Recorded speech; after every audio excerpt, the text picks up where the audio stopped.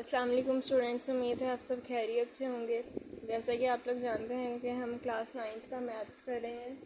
इसका chapter number 1 हमने कर लिया और चैप्टर नंबर 2 हम मैथ्स स्टार्ट करने लगे हैं। तो चैप्टर नंबर 2 स्टार्ट करने से पहले हम इसका इंट्रोडक्शन करेंगे आज।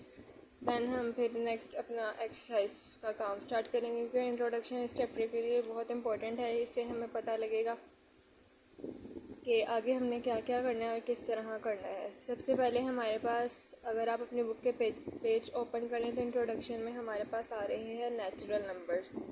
नेचुरल नंबर्स हमने अपने 9th और 10th में पढ़े हैं, लेकिन मैं आपको दोबारा बता देती हूँ कि जो नेचुरल नंबर्स होते हैं ना, the numbers 1 to 3 which we use for counting certain objects are called natural numbers और पॉजिटिव इंटीजर्स। सबसे पहले तो नेचुरल नंबर वो होते हैं कि जो हमारी किसी भी चीज़ को हम काउंट करने के लिए जो नंबर यूज़ करते हैं वो हमारे नेचुरल नंबर्स होते हैं। ठीक है, और जो है ना वो स्टार्ट होते हैं 1 से लेकर ऑनवर्ड 100 तक, लेकिन ये स्टार्ट हमेशा 1 से होते हैं, ये याद रखना है। और इन नेचुरल नंबर्स को हम पॉजिटिव इंटीजर्स भी कहते हैं। और सबसे पहले तो इंटीजर्स जो होते हैं ना, वो पॉजिटिव और नेगेटिव नंबर्स होते हैं, मतलब कि +-1, +-2, +-3 ये। तो नेचुरल नंबर्स हमेशा 1 से स्टार्ट होते हैं। और अगर हम आगे बात कर लेते हैं होल नंबर्स की, तो if we include 0 in the set of natural numbers, in the set of natural number, the resulting set is the set of whole numbers denoted by W। Whole numbers जो हैं वो हमारे हमेशा 0 से start होते हैं और ये भी ऑनवर्ड 100 तक जाते हैं। ये हमारे पास W से हम इसको डोनेट करते हैं, और जो नेचुरल नंबर्स थे उसको हम N से डोनेट करते हैं। नेचुरल नंबर्स 1 से स्टार्ट होते हैं और होल नंबर्स हमेशा 0 से स्टार्ट होते हैं और ऑनवर्ड 100 तक जाते हैं। आगे हम बात कर लेते हैं सेट ऑफ इंटीजर्स का। The set of integers consist of positive integers 0 and negative integers and is donated by Z. जैसे कि मैंने आपको ऊपर नेचुरल नंबर्स में बता दिया था कि हम उन्हें पॉजिटिव इंटीजर्स भी कहते हैं। जो हमारे पास सेट ऑफ जो है हमारे पास इंटीजर्स, वो हमेशा हमारे पास होते हैं प्लस और माइनस की फॉर्म में। ठीक है, प्लस और माइनस की फॉर्म में होते हैं, मतलब कि +-1, +-2, +-3 इस तरह। तो इस तरह के जो सेट होते हैं ना, वो हमारे पास इंटीजर्स के सेट होते हैं। आगे हमारे पास आ रही है मोस्ट इम्पोर्टेंट डेफिनेशन है ये रैशनल नंबर की। ठीक है, रैशनल नंबर क्या होता है? All numbers of the form p/q where p and q are integers and q is not equal to 0 are called rational numbers। The set of rational numbers is denoted by q। Rational numbers वो होते हैं जो कि हमारे पास over में हो, मतलब divisible form में होते हैं, जैसे 1/2 या 3/2। ये हमारे पास ओवर में चीज़ आ जाती है, ये हमारे पास रैशनल नंबर्स होते हैं। नेक्स्ट डेफिनेशन आ रही है, ये भी बहुत इंपॉर्टेंट डेफिनेशन है, ये है इर्रेशनल नंबर्स की। इर्रेशनल नंबर हमेशा हमारे पास अंडर रूट में होते हैं, जैसे √2 है, √3 है, या फिर हमारे पास एक होता है पाई। पाई की वैल्यू हमेशा हमारे पास 22/7 होती है, ये सबको पता है। और 3.14 भी होती है। जब हम 22/7 को कैलकुलेटर पे डिवाइड करते हैं तो वो 3.14 समथिंग आंसर आता है। आगे हमारे पास है सेट ऑफ रियल नंबर्स।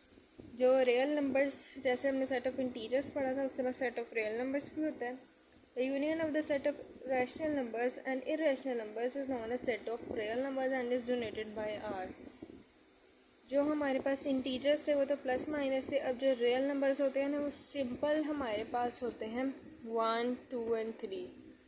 0 से भी ये स्टार्ट हो जाते हैं। ये हमारे पास रियल नंबर्स के सेट होते हैं, जिसको हम डोनेट करते हैं आर से। नेक्स्ट डेफिनेशन जो है हमारे पास वो है terminating decimal fraction. Terminating decimal fraction, ये rational, irrational, terminating decimal fraction, recurring, non terminating decimal fraction, ये बहुत इंपॉर्टेंट डेफिनेशन है इस चैप्टर की, तो हम इस पर लिख भी देते हैं। अब जो टर्मिनेटिंग है ना, उसके बारे में अब हम पढ़ लेते हैं थोड़ा सा, क्या होती हैं वो।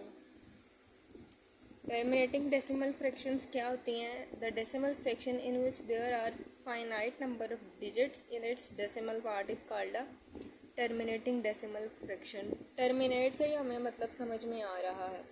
टर्मिनेटिंग डेसिमल फ्रैक्शन वो होती हैं कि जो प्रॉपरली किसी भी नंबर पर डिवाइड हो जाती हैं। जैसे कि हम 10 पर डिवाइड करवा देते हैं 5, तो ये ऑलरेडी डिवाइड हो रहा है, 5 1 5 एंड 5 2 10। तो ये टर्मिनेटिंग डेसिमल फ्रैक्शन की एक एग्जांपल है। टर्मिनेटिंग डेसिमल फ्रैक्शन वो है जिसमें कोई भी नंबर किसी डिजिट पर जाए और पूरा पूरा डिवाइड होके हमें सिर्फ सिंगल फॉर्म में आंसर दे दे। आगे है रिकरिंग, जिसको हम नॉन टर्मिनेटिंग डेसिमल फ्रैक्शंस भी कहते हैं। हम वो पढ़ लेते हैं वो क्या होती है। The decimal fraction in which some digits are repeated again and again in the same order in its decimal part is called a recurring decimal fraction।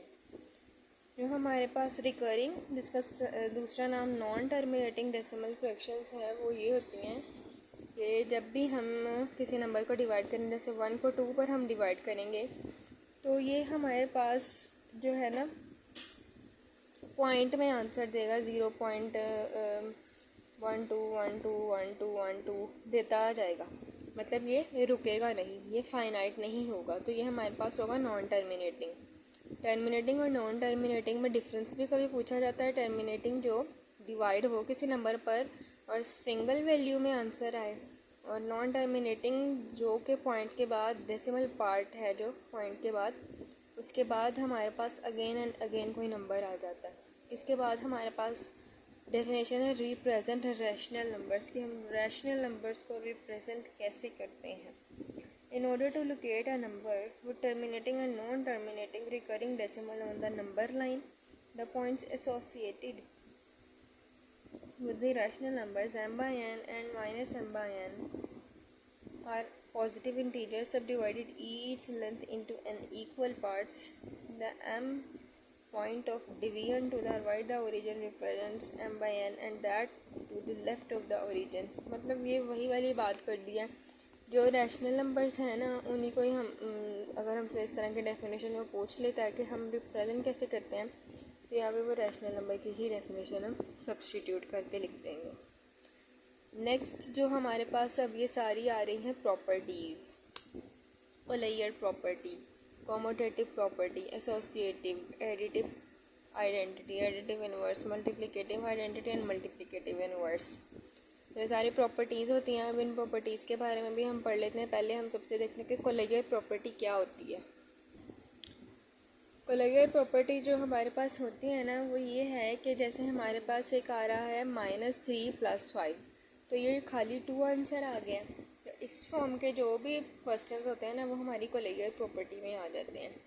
ठीक है, नेक्स्ट आगे हम अगर बात कर लें ना, तो हमारे पास आ रहे हैं कॉमोटेटिव प्रॉपर्टी। कॉमोटेटिव प्रॉपर्टी क्या होती है, जिसमें हमारे पास दो नंबर्स जैसे हैं 2 + 3 = 3 + 2। मतलब बात तो ये है ना कि कान वहाँ से पकड़ लें, वहाँ से एक ही हिसाब है। 2 में 3 प्लस कर दें तब भी 5 आता है, और 3 में 2 प्लस कर दें तब भी 5 ही आता है। कोलेयर क्या था, जिसकी सब्ट्रैक्शन या एडिशन करें तो सिंगल पार्ट में आंसर आए। कॉमोटेटिव प्रॉपर्टी क्या थी कि इन दोनों को प्लस माइनस करें। कॉमोटेटिव प्रॉपर्टी क्या थी कि 2 को +3 करें तब भी 5 आएगा, और 3 में +2 करें तो वो तब भी 5 आएगा। एसोसिएटिव प्रॉपर्टी कौन सी होती है, जैसे कि हम क्वेश्चंस करते हैं ना, left hand side equals to right hand side वाले, सेम एज इट इज़। जैसे कि अब मैंने 3 में प्लस करने हैं, नहीं 3 को मल्टीप्लाई करवाना है 5 के साथ, और 5 को मल्टीप्लाई करवाना है 3 के साथ। तो इन दोनों को मल्टीप्लाई करवाने से मेरे पास आएगा 15 = 15। ठीक है, तो ये मेरी एसोसिएटिव प्रॉपर्टी होगी। आगे हमारे पास है एडिटिव प्रॉपर्टी, आइडेंटिटी, जिसका खाली नाम एडिटिव आइडेंटिटी भी होता है। एडिटिव आइडेंटिटी के बारे में हम पढ़ लेते हैं कि वो क्या होती है। जैसे कि एडिटिव आइडेंटिटी होती है कि आपने क्या करना है, ए में +0 करना है तो आपके पास आंसर ए ही आना है। इस तरह के जो फॉर्म के क्वेश्चंस होते हैं या वैल्यूज़ होती हैं, इक्वेशंस होती हैं ना, उनको हम एडिटिव आइडेंटिटी कहते हैं। आगे हमारे पास है एडिटिव इनवर्स। एडिटिव इनवर्स के बारे में हम पहले भी पढ़ चुके हुए हैं कि जो वैल्यू पॉजिटिव हो वो नेगेटिव कर देते हैं, और जो नेगेटिव होती है उसको हम पॉजिटिव कर देते हैं। Convert positive to negative. Next हमारे पास है मल्टीप्लिकेटिव आइडेंटिटी। इसमें क्या करना है, ए को मल्टीप्लाई करवा दें अब 0 के साथ, तो 0 किसी भी वैल्यू के साथ मल्टीप्लाई हो तो हमारे पास 0 ही आ जाता है। मल्टीप्लिकेटिव आइडेंटिटी में हम ये पढ़ लेते हैं। या ए नहीं भी है तो हम कोई अगर डिजिट ले लेते हैं, जैसे 3 को मल्टीप्लाई हमने करवा देना है 5 के साथ, तो वो हमारे पास 15 आ जाएगा, मल्टीप्लिकेट होगा इसमें। आगे मल्टीप्लिकेटिव इनवर्स है, ये भी हम पहले पढ़ चुके हुए हैं, लेकिन दोबारा एक दफ़ा देख लेते हैं कि ये है क्या है। Multiplicative inverse, there exist a unique for every non-zero real number there exists a unique real number a inverse or 1/a called multiplicative inverse of a such that। Multiplicative inverse का क्या मतलब है कि a के ऊपर हम inverse लिख दें या फिर इसको 1/a करके लिख दें।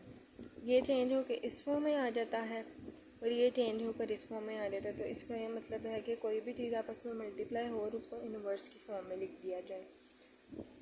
देन हमारे पास आ रहे हैं रेडिकल्स एंड रेडिकेंड्स। सबसे पहले हम देख लेते हैं कि रेडिकल्स क्या होते हैं एंड देन हम देखते हैं कि रेडिकेंड्स क्या होते हैं।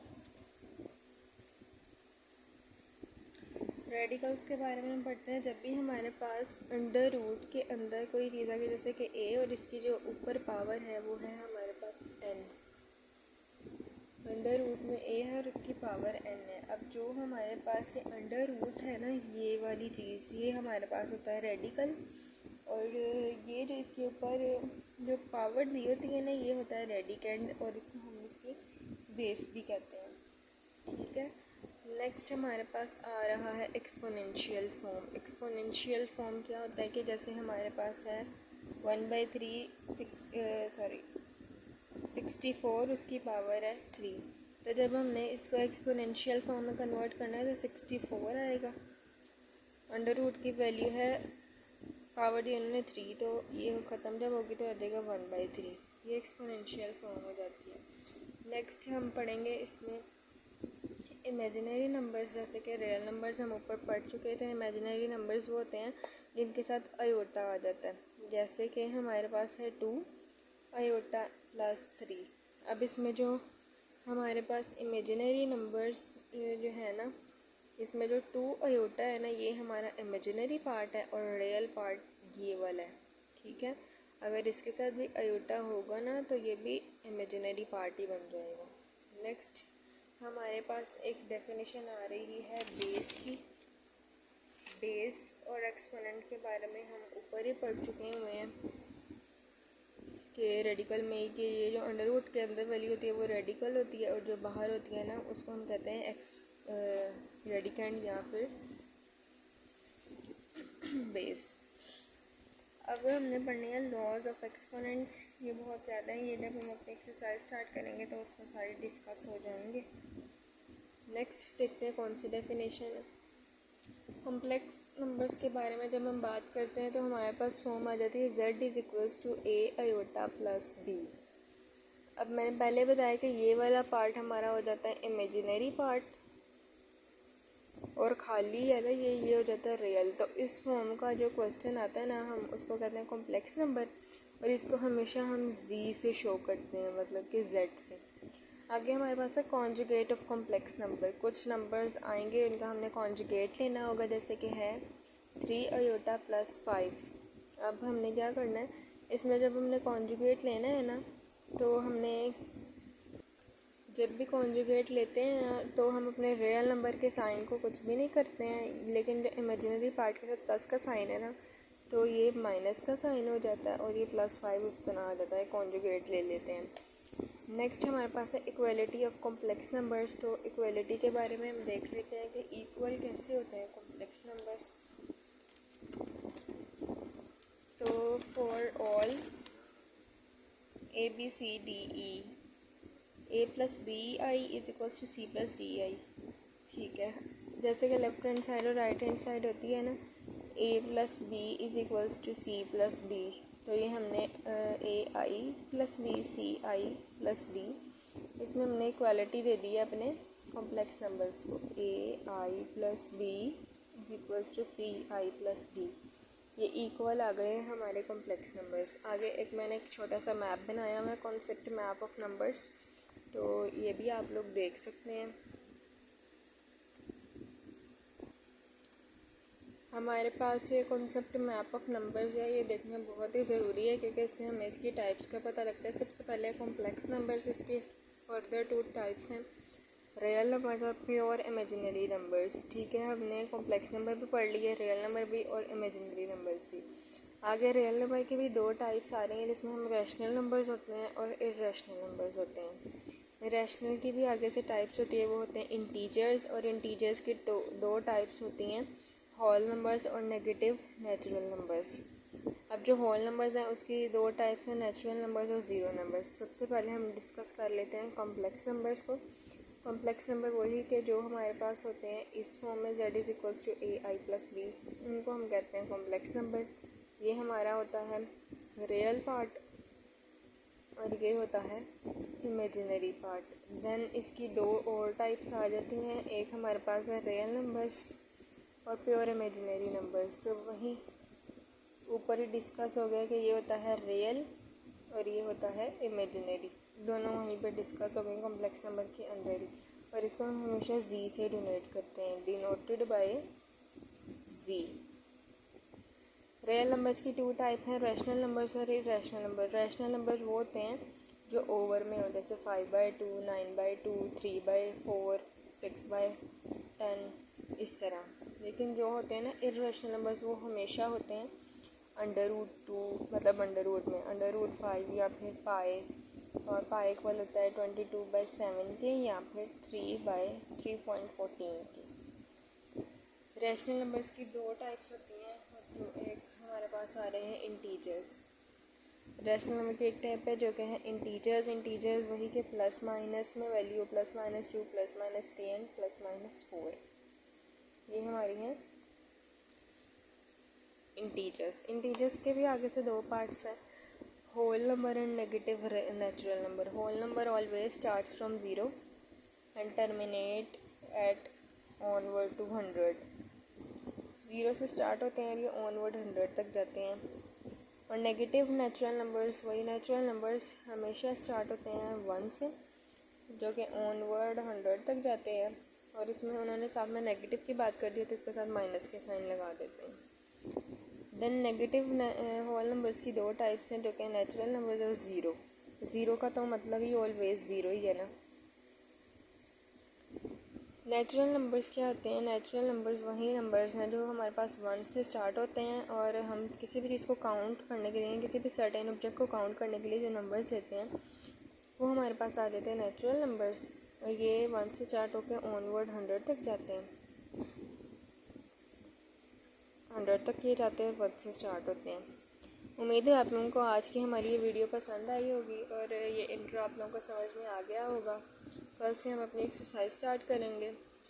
और अगर आप हमारे चैनल मैथमेटिक्स एक्सपर्ट पर नए हैं तो हमारे चैनल को सब्सक्राइब कर दें, बेल आइकन के बटन को भी प्रेस कर दें ताकि हमारी हर नई आने वाली वीडियो आप लोगों तक आसानी से पहुंच सके। तब तक के लिए अपना ख्याल रखिएगा, कल मिलते हैं, अल्लाह हाफ़िज़।